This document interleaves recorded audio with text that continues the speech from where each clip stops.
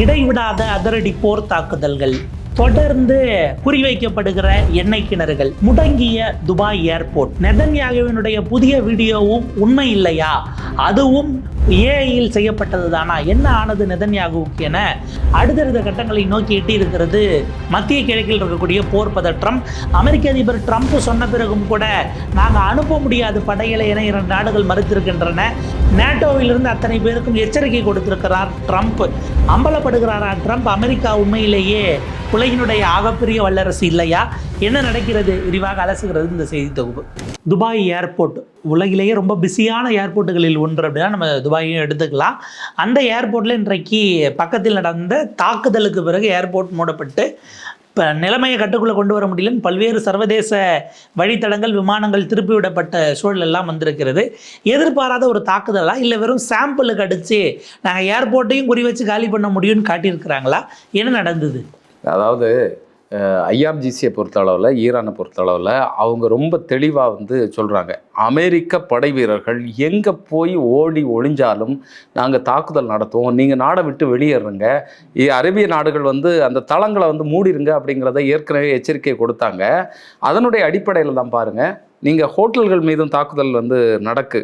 அது என்னன்னு சொன்னால், இவங்க எங்கே போகிறாங்க அப்படிங்கிறதனுடைய உளவினுடைய அடிப்படையில் இப்போ பஹ்ரைனில் ஒரு ஹோட்டல் மீது தாக்குதல் நடத்தப்பட்டது, குவைத்தில் தாக்குதல் நடத்தப்பட்டது. இது எல்லாமே அமெரிக்காவினுடைய இராணுவ வீரர்களை குறி வச்சு தான் தாக்குதல் நடக்கு. அதாவது எங்கே கொடுத்திருக்கிறாங்களோ அந்த இடங்களை குறிவைத்து தாக்குதல் நடக்கு. இன்னொன்று தெளிவாக ஈரான் சொல்லியிருக்கு, நாங்கள் முதல் தலைமுறை 2ஆம் தலைமுறை ஏவுகணைகளை தான் இப்போ வரைக்கும் பயன்படுத்தி கொண்டு இருக்கிறோம். இப்போ இன்னைக்கு புதிய ஒரு ஏவுகணையை பயன்படுத்தி இருக்கிறதாக தகவல் வெளியாகி இருக்கு. அதை வேடிக்கையாக சொல்றது பார்த்தீங்கன்னு சொன்னால் டான்சிங் ஏவுகணை அப்படின்னு சொல்லி சொல்றாங்க. சஞ்சில் மிசைல் இது கிட்டத்தட்ட 700 கிலோகிராம் அளவிற்கு வெடிமருந்தை ஏற்றி போகக்கூடிய அளவுக்கு திறன் வாய்ந்தது. 700 கிலோகிராம். அது மாதிரி 2000 கிலோமீட்டர் தொலைவு அதனுடைய இலக்கு. போகக்கூடிய வழியிலேயே நீங்கள் திசையை மாற்றிக்கலாம், திசையை மாற்றி இதை பண்ணலாம். இதை இப்போது ஐஆர்ஜிசி அறிவிச்சிருக்கு. இதை விட கொடூரமான ஏவுகணைகள் எங்கிட்ட இருக்குது அப்படிங்கிறத சொல்லியிருக்கு. தயவு செஞ்சு நீங்கள் இந்த யுத்தத்தை முடிவுக்கு கொண்டு வாங்க அப்படிங்கிறது தான் ஈரானுடைய இதாக இருக்குது. அந்த தாக்குதலுடைய நோக்கமே அதுதான். அதாவது நாங்கள் அடிபணைய மாட்டோம், நீங்கள் எங்களுக்கு தர வேண்டிய இழப்பீடுகள் எல்லாம் தந்துட்டு நீங்கள் பேச்சுவார்த்தைக்கு வாங்க, அவ்வளோதான் ஈரான் சொல்லக்கூடியது. இதில் மிக மிக முக்கியமாக நெதன்யாவை பற்றிய விஷயம் நம்ம பேசியிருந்தோம். நெதன்யாவுக்கு உயிரோட தான் இருக்கிறாரு அப்படிங்கிறதுக்கான இப்போ ஒரு வீடியோ வெளியே வந்திருக்கிறது. ஒரு காஃபி கடையில் யூத் மாதிரி காஃபி அவர் பிடிக்கிறாப்புல வாங்கிட்டு 5 விரல் இருக்குது பார்க்குறீங்களான்னு 5 விரலை காட்டுறாப்புல காட்டிட்டு அந்த காஃபியை சிப் பண்ணுறாரு. மறுபடியும் போய் நல்ல காஃபிக்காக நான் சாக கூட செய்வேன் அப்படின்ற மாதிரிலாம் பேசிட்டு உரையாடுறாரு. எவ்வளோ கேஷுவலாக இருக்காரு பாருங்க அப்படின்னு ஒரு வீடியோ ரிலீஸ் பண்ணேன். இல்லை, இஸ்ரேலினுடைய பிரதமர் வழக்கமாக காஃபி கடையில எல்லாம் நம்முடைய முதல்வர் ஸ்டாலின் மாதிரி தெருவோரம் இருக்கக்கூடிய டீ கடையிலாம் போய் சாப்பிடுவாரா, இந்த மாதிரி கடைக்கெல்லாம் வருவாரா அப்படிங்கிறது தெரியல. இன்னொன்று அந்த வீடியோவை ஃபேக் தான் அப்படிங்கிறத சொல்கிறாங்க.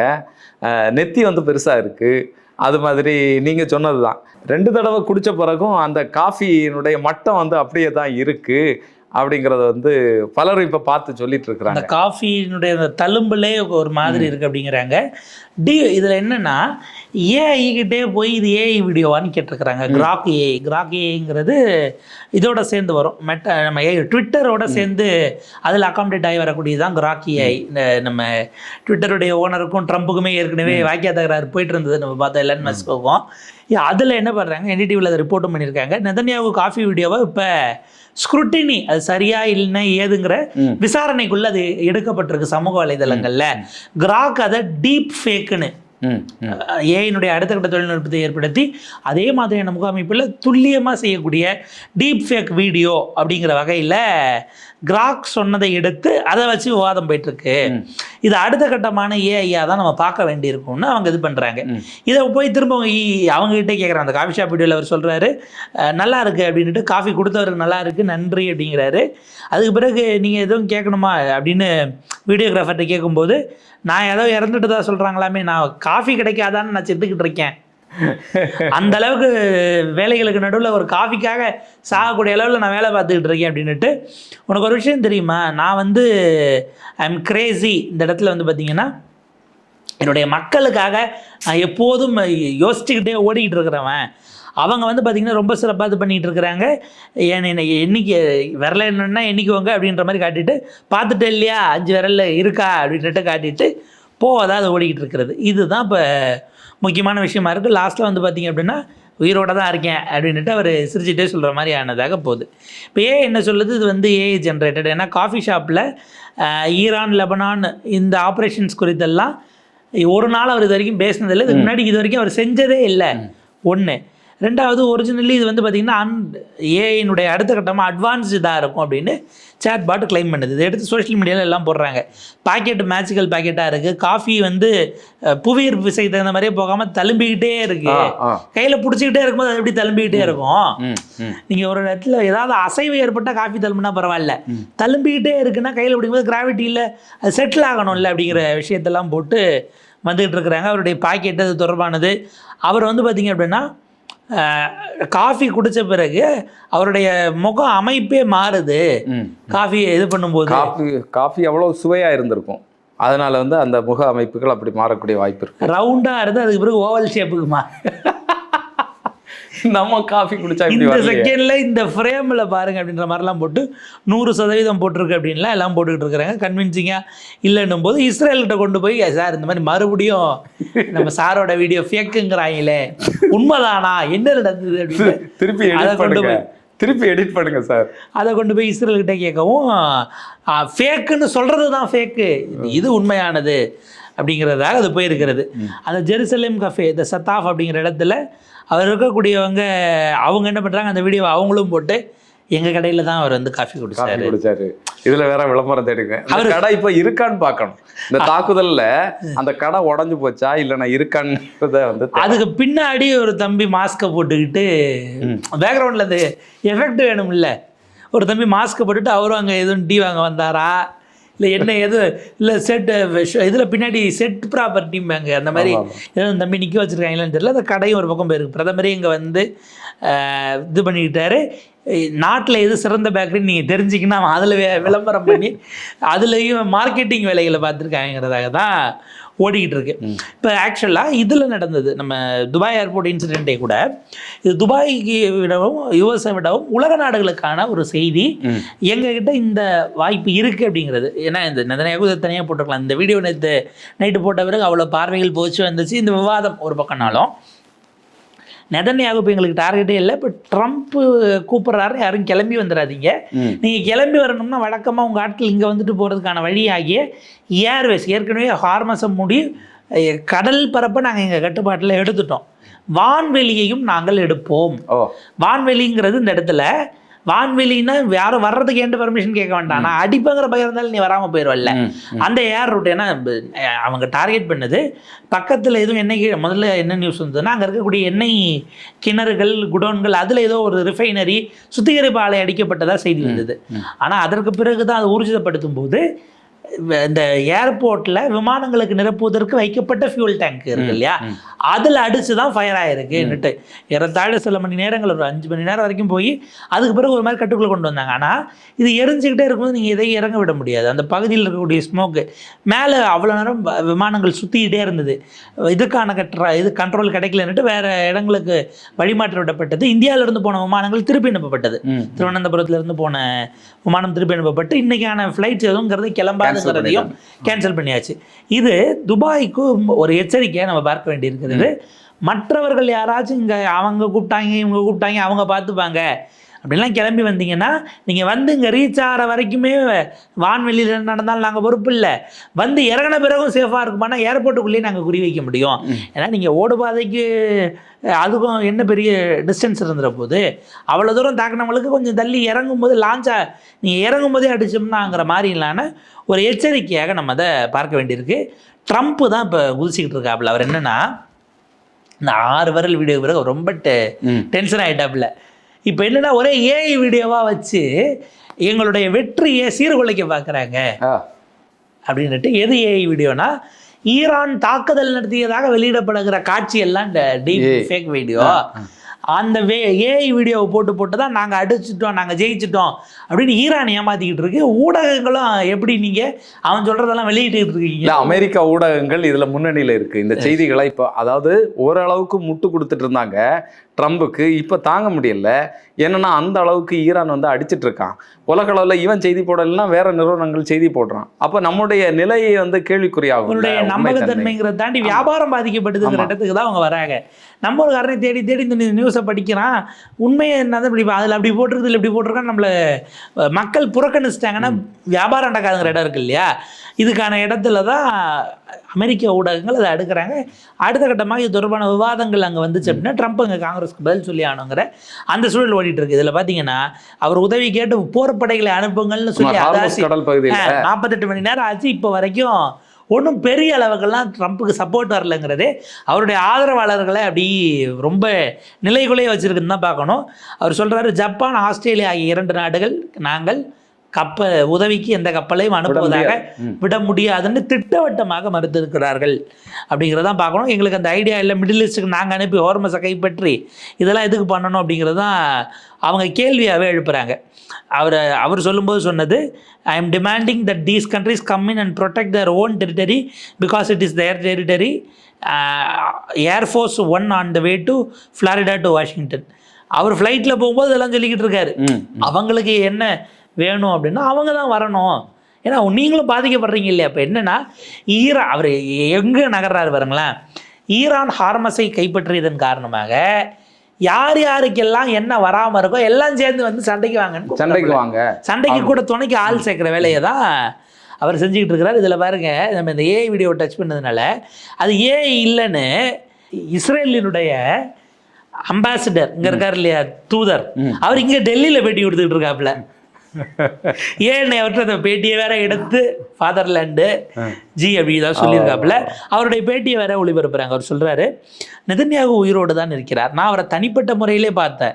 இஸ்ரேலில் பல முறைக்கு மேலே நான் இருந்த காலத்தில் அவரை பல முறை பார்த்துருக்கேன். அவர் எப்படி இருப்பாரோ அப்படியே தான் இருக்கார். கஃபேல அவர் அந்த காஃபி கடையில் அவர் இருக்கிறது ஏஐ ஃபேப்ரிகேட்டட் கிடையாது. நிறைய தவறான தகவல்களை எல்லாரும் பரப்பிக்கிட்டு இருக்கிறாங்க அப்படின்னு. இல்லை, அது டெய்லி காலையில் அங்கே அந்த கடையில் போய் டீ குடிப்பார் அப்படின்னு சொல்லாம விட்டார். நானும் ஒரு முறை அவர் கூட போயிட்டு அங்கே இதெல்லாம் சாப்பிட்டு வந்துடுறீங்க, அங்கே இந்த ஐட்டங்கள் இதெல்லாம் நல்லா இருக்கும் அந்த கடைக்கு நீங்கள் போனால் நீங்கள் கூட சாப்பிட்டு பாருங்கன்னு இவர் சொல்லாமல் விட்டார். அந்த நிலைமைக்கு அதாவது இப்போ தூதர்கள் எல்லாம் அங்கங்கே விளக்கம் கொடுக்குற லெவலுக்குங்கிறத தாண்டி அவர்கிட்ட போய் பைட்டு கேட்குற அளவுக்கு நம்ம மீடியாஸ்க்கும் அதுக்கு ஒரு ரீச் இருக்குன்னா எடுத்துருவாங்கங்கிற மாதிரி தான். அடுத்த கட்டமாக நான் கூப்பிட்டு யாரும் வரலைன்னா நீங்கள் வந்து ஏன் வரலன்னு ட்ரம்ப் எச்சரிக்கை. எதிர்காலத்தில் கடுமையான விளைவுகளை நேட்டோ கூட்டமைப்பு சந்திக்கும் அப்படிங்கிறது சொல்லியிருக்கிறார். நேட்டோ இவரை மீறி போகாதுங்கிறது ஒரு வகையில் உண்மை. ஏன்னா அந்த விஷயங்கள் இருக்கு.